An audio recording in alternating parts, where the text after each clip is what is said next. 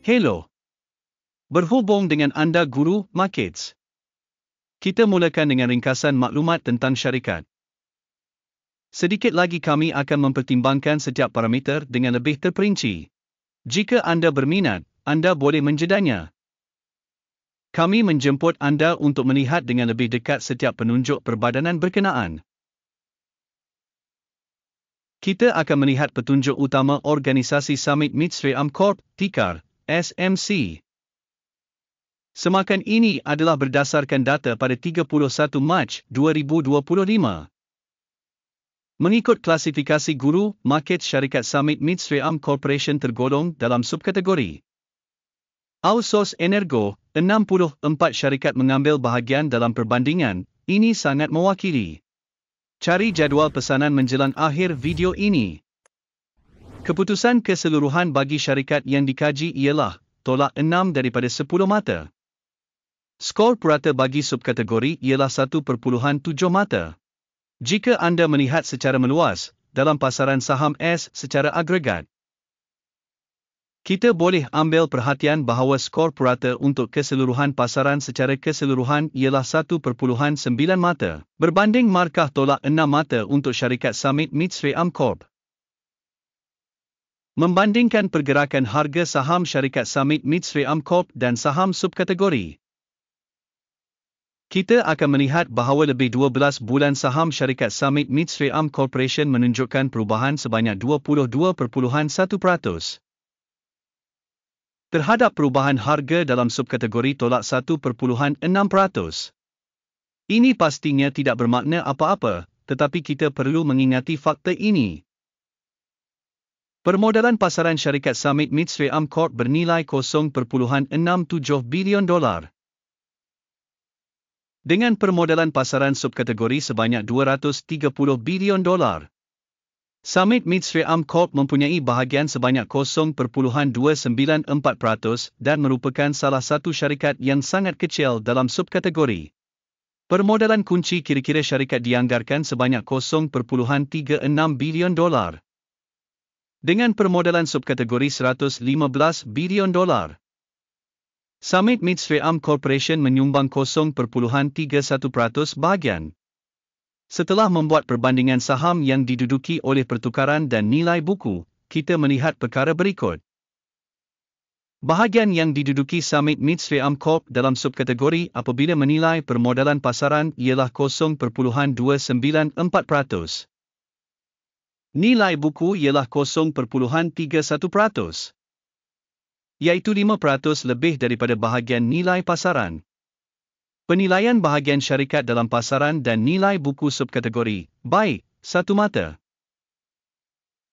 Liabiliti keuangan organisasi yang dianalisis berjumlah 0.593 bilion. Hutang kepada permodalan buku berjumlah 164.7% daripada modal syarikat.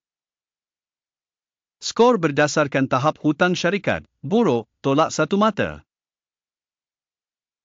Nisbah nilai pasaran syarikat kepada keuntungannya ialah 0. Dengan purata untuk subkategori 16.5, yang jauh lebih teruk daripada purata untuk subkategori. Penilaian nilai pasaran saham syarikat kepada keuntungannya berbanding dengan syarikat dalam subkategori, sangat buruk, tolak 2 mata. Keuntungan untuk 12 bulan lepas adalah tolak $136 juta. Unjuran pendapatan untuk 12 bulan akan datang tidak diketahui. Ini tidak baik untuk prospek syarikat. Penilaian jangkaan penunjuk keuntungan masa depan berbanding dengan syarikat dalam subkategori, buruk, tolak satu mata. Nisbah nilai kepada hasil syarikat ialah 1.6. Purata bagi subkategori 1 adalah 60% lebih tinggi daripada subkategori. Penilaian harga pasaran syarikat kepada penunjuk hasil berbanding dengan penunjuk syarikat dalam subkategori, boleh diterima, tolak 0.5 mata. Hasil selama 12 bulan terakhir ialah $430 juta. Hasil hadapan untuk 12 bulan akan datang tidak diketahui. Yang tidak baik untuk prospek syarikat. Penilaian jangkaan penunjuk jualan masa depan berbanding dengan penunjuk syarikat dalam subkategori buruk, tolak satu mata. Margin adalah tolak 31.6% dengan purata untuk subkategori sebanyak 5.9%. Perbezaan antara purata subkategori dan prestasi syarikat ialah 37.5%.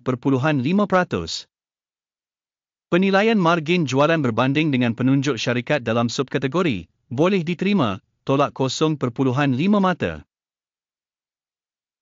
Bahagian syarikat dari segi bilangan pekerja dalam subkategori ialah 0.057%. Ini adalah 416% kurang daripada bahagian permodalan pasaran. Dan ini mencerminkan ketidakseimbangan nilai tukaran semasa syarikat Summit Midstream Corp, sebaliknya ke arah penilaian semula. Jumlah modal setiap pekerja syarikat ialah $2,479,000. Dan dalam subkategori terdapat $485,000. Perbezaan antara purata subkategori dan prestasi syarikat ialah 411.1%. Penilaian jumlah modal pasaran syarikat bagi setiap pekerja berbanding dengan penunjuk syarikat dalam subkategori boleh diterima, 0 mata.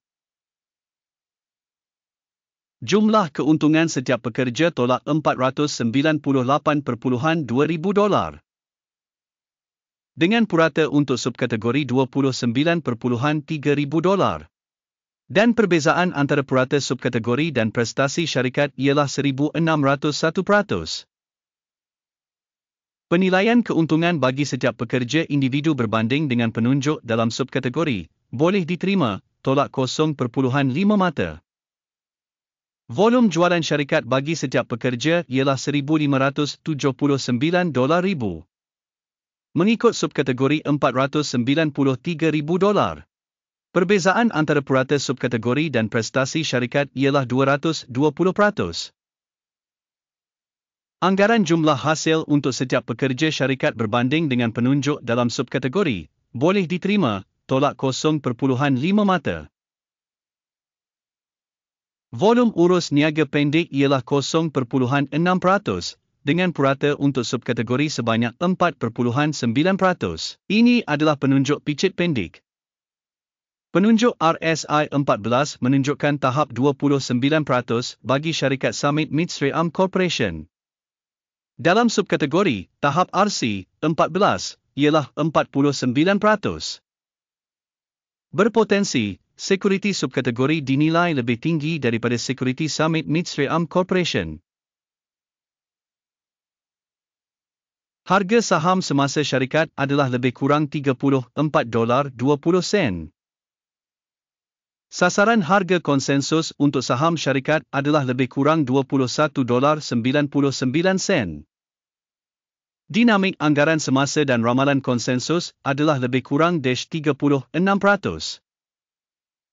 Mari lihat jadual pesanan, ia tersedia, pautan ada di komen yang disematkan. Jadual pesanan mengandungi sepenuhnya semua keputusan yang dibuat sebelum ini dalam musim tertentu oleh sistem penilaian maklumat dan rujukan guru markets. Akses kepada jadual pesanan adalah percuma dan terbuka, pautan dalam ulasan yang disematkan. Berdasarkan penilaian syarikat Summit Midstream Corp. Sistem maklumat dan rujukan guru market satu keputusan telah dibuat. Membuka dagangan jual pada harga $34.21 sesaham. Tempahan dibuka kerana syarikat mempunyai penilaian yang agak rendah. Penilaian syarikat dijalankan berdasarkan pendekatan penilaian, indeks AKIM. Take profit ditetapkan pada 30.25. Stop loss ditetapkan pada 38.17. Sekiranya pesanan tidak ditutup oleh take profit atau stop loss, maka pesanan itu ditetapkan secara bebas berdasarkan keputusan dagangan pada 30 April 2025. Atau pada hari bekerja terakhir sebelum tarikh ini. Tikar, RES, akan menjadi pesanan belian utama. Video mengenai pesanan utama telah pun diterbitkan di saluran ini. Sekiranya mana-mana pesanan ditutup, utama atau pengimbangan, Pesanan lain ditetapkan pada harga semasa. Terima kasih semua kerana menonton video ini dan menggunakan maklumat dan sistem bantuan daripada Guru Markets.